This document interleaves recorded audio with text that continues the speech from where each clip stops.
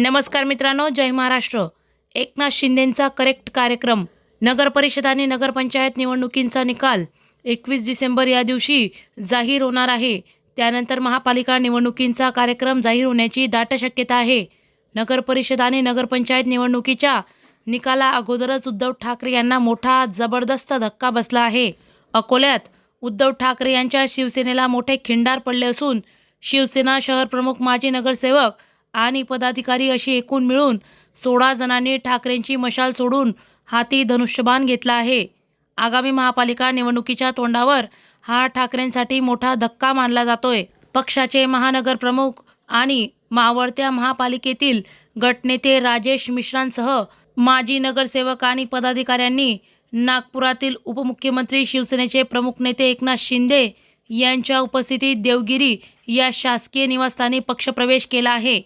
यामुळे आगामी काळात अकोल्यातील राजकीय समीकरणे पूर्णपणे बदलणार आहेत।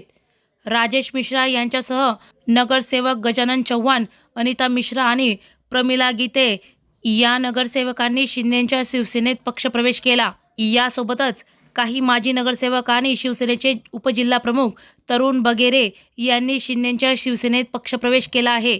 मावळत्या अकोला महापालिकेतील 8 पैकी 6 नगरसेवकांनी शिंदे यांच्या शिंदे गटात जाण्याचे ठरवले। यामुळे शिंदे सेनेचे बळ अधिक वाढले।